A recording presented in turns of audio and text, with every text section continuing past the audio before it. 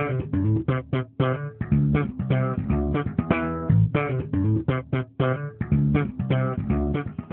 imagine kung kayo po ay nanalo ng jackpot sa isang contest at nanalo po kayo ng 1 million pesos. Ang tanong, anong gagawin niyo?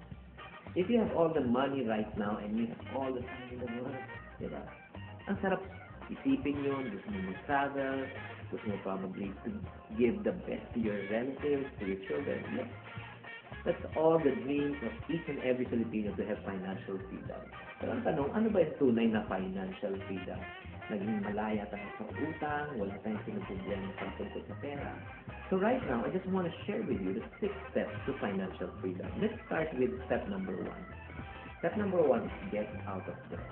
Remember, in paying off your debt, it's not in the amount that's more important. It's in your willingness to pay that is more important. Pag nabayaran nyo na pa kaunti-konti yung utang, you are on your way out. Second step is set aside 1 to 2 months of your living budget. Yung budget mo, halimbawa ay 10,000 pesos per month times 2, that's 20,000 pesos. Ilagay niyo po sa bucket, untouchable. Let's go to step 3. Sa step 3 naman, another 3 to 6 months. Let's put it at 6 months, multiply ng 10,000, 60,000. Yung 60,000, pwede nyo gawin sa long term, pwede nyo lagay sa time deposit, or let's say money market, o medyo high yielding interest. Ito pong step 2 at step 3 po, makinig. It's the most important on the 6 steps to financial freedom. Just in case, when I say just in case you lose your job, you lose your capacity to earn, you lose your business, you have 8 months of living expense to live on. Sa totoo lang, karamihan tayong mga Pilipino, we live on a month-to-month basis. Oras na mawalan ng trabaho, oras na mawalan ng income, automatic ano nangyayari? We get into debt.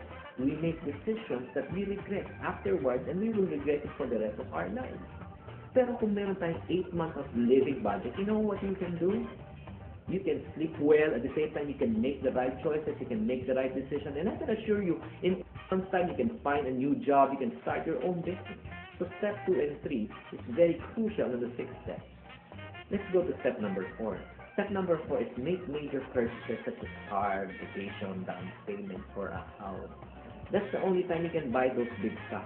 Pero unfortunately, again, tayo mga Pilipino, wala pa tayong sa step number 1, tayo po ay naging sa step number 4. Yun po nagiging problema.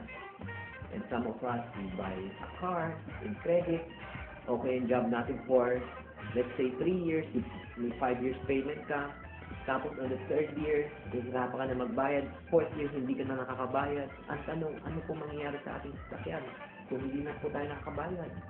Mareremata po siya. And what will happen to the down payment? What will happen to the money that you have invested for 4 years? Gone. So I do suggest make the right decision. Go to step 1, 2, 3 before you go to step number 4. Right now, let's go to step number 5. Step number 5 is the time you are allowed to make long-term investments such as educational funds, retirement funds, no? Doon mo i-allocate on step number 5. And step number 6 is what we call as high-risk investments, such as speculative stocks or other financial instruments. But listen to me carefully. I wouldn't advise you to go on to step number 6 if you do not understand what you're getting into. Kung hindi nyo po naintindihan yung financial instrument na nagsabi, maganda mag-invest dito dahil malaking interest compared to the bank, kung hindi nyo po naintindihan ng negosyo niya, huwag nyo po pasukan. That's the first rule. The second rule is this. The higher the interest, the higher the risk. My friends, don't get into something na hindi nyo po naiintindihan. And finally, I'll just close with this story. My friend once invited me to an investment venture that probably promises around 3% per month. And then sinabi niya mag-invest daw. Sabi ko, kapatid, pag 3% per month, yan times 12 months, 36% per year. Yeah, I think that's too much. Well, I've been investing with this company for the past 5 years and they are okay. So sinabi ko sa kanya, probably, I'm not just a risk taker. If you want to do it, go ahead and do it. And truly enough, that he had really made a lot of money in 3 years' time. Bought a car, bought a house. And then sinasabi niya, hindi ka kasi nakinig sa akin eh. Again, I go back to the 2 rules. Number 1, I do not understand the business. Number 2, the higher the interest, the higher the risk.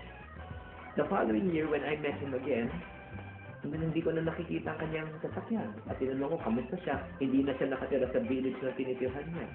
There I learned, yung kumpanya na pinag-i-investan niya ng 3% per month ay biglang nagsara at nawala.